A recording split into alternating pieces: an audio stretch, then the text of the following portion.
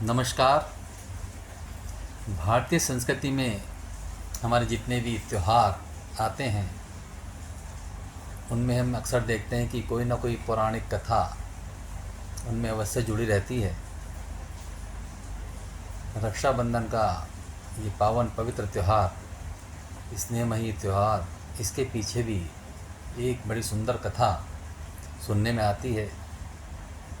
सतयुग में राजा बलि ने घोर तपस्या की इंद्रलोक को प्राप्त करने के लिए। इंद्र जो स्वर्ग के राजा इंद्र थे, उनको ये भान हो गया कि राजा बलि तपस्या कर रहे हैं और उन्हें अपना सिंहासन खतरे में नज़र आया। राजा इंद्र तुरंत भगवान विष्णु के पास पहुंचते हैं कि प्रभु रक्षा कीजिए, इंद्रलोक खतरे में है, राजा बलि से हमें बचाइए। भगवान विष्णु तब वामन अवतार लेकर के राजा बलि के समक्ष पहुंचते हैं। राजा बलि उनको साष्टांग प्रणाम करते हैं और आने का तात्पर्य हेतु पूछते हैं। तब वामन रूप धरे भगवान विष्णु ने उनसे कहा, भक्त हमें तुमसे कुछ चाहिए।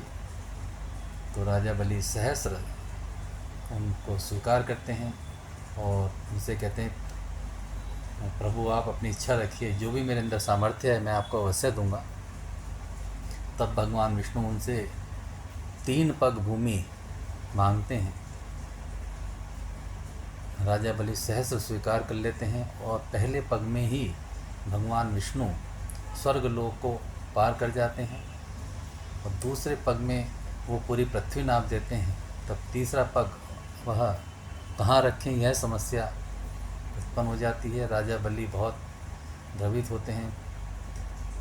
काफ़ी सोचने विचारने के बाद राजा बलि अपना सर स्वयं भगवान के चरणों में प्रस्तुत कर देते हैं और वामन रूप धरे भगवान विष्णु इससे बहुत प्रसन्न होते हैं। वह राजा बलि से कोई वरदान मांगने के लिए बोलते हैं। तब राजा बलि उनसे कहते हैं, प्रभु मेरी इच्छा है कि आप हमेशा मेरे समक्ष उपस्थित रहें। तो राजा के इस वरदान के फलस्वरूप भगवान विष्णु स्वयं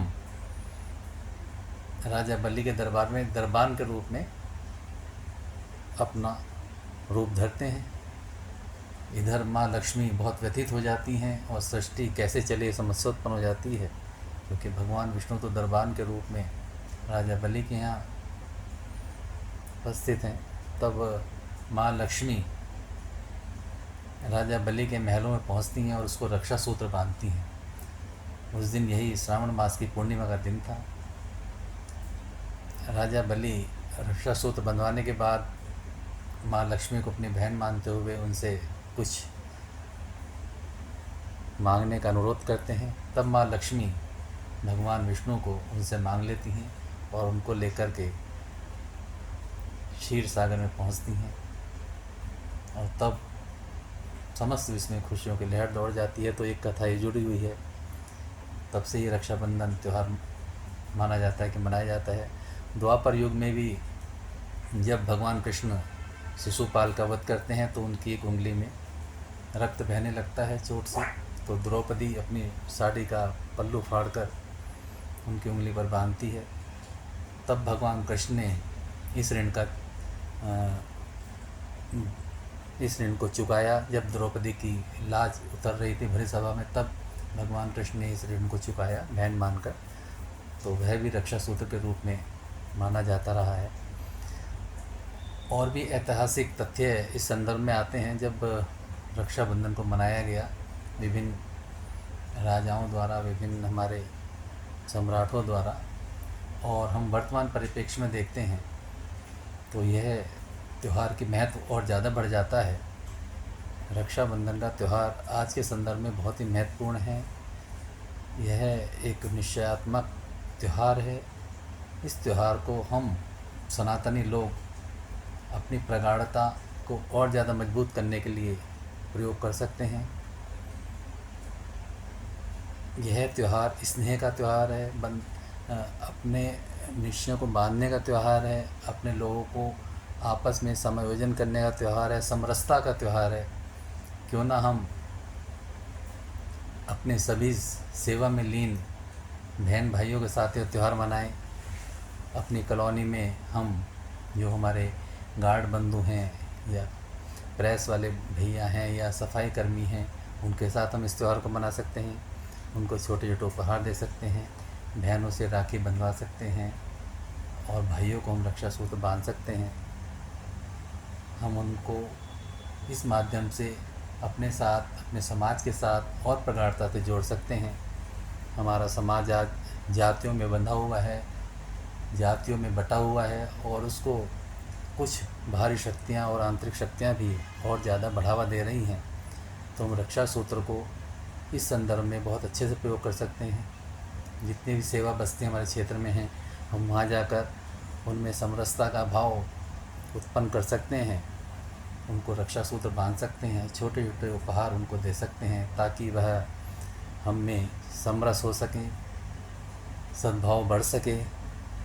हम जो सुदूर क्षेत्रों में हमारे वनवासी भाई हैं, गिरिवासी भाई हैं, भाई बहन हैं, जो बहुत दीनहीन अवस्था में वहाँ पर अपना जीवन यापन कर रहे हैं, तो हमारी जितनी सामर्थ्य है हम उसके अनुरूप उनको किसी भी प्रकार की सहायता रक्षा सूत्र के रूप में वहाँ पर भेज सकते हैं। उसके लिए हम अपने अधिकारियों से संपर्क कर सकते हैं कि हम किस तरीके से उनकी सहायता कर सकते हैं। आज समाज में इस रक्षाबंधन त्यौहार का महत्व बहुत ज़्यादा बढ़ गया है। इसको हम सभी जितने भी अपने मलिन बस्ती हैं, सेवा बस्ती हैं, सब में जा कर के बहुत खुशी से, उमंग से, हमारे क्षेत्र में जितने पोस्ट ऑफिस हैं और हमारे सरकारी कार्यालय हैं, अस्पताल हैं और विभिन्न तरह के हमारे चाय वाले भैया हैं या और फूड स्टॉल हैं, छोटे छोटे रेडी पटरी वाले हैं, हम गार्ड्स हैं, डाकिया हैं, बहुत सारे सेवा क्षेत्र में जो लीन लोग हैं, उनको हम समरसता के भाव में पिरोकर इस रक्षा सूत्र के माध्यम से उनके साथ समायोजन कर सकते हैं, उनके दिलों में अपने प्रति विश्वास बढ़ा सकते हैं, सनातन के प्रति विश्वास बढ़ा सकते हैं। आज इस रक्षाबंधन का महत्व बहुत ज़्यादा है, इसको हमें गंभीरता से लेना होगा। इस त्यौहार को हमें अपने सनातन को मजबूत करने के लिए आज प्रयोग करना होगा। यही कामना है। रक्षाबंधन की बहुत बहुत शुभकामनाएं। सभी को इस स्नेहमयी त्यौहार का बहुत बहुत आनंद लेते हुए मनाना है, सभी के साथ हर्षोल्लास के साथ मनाना है। नमस्कार। भारत माता की जय।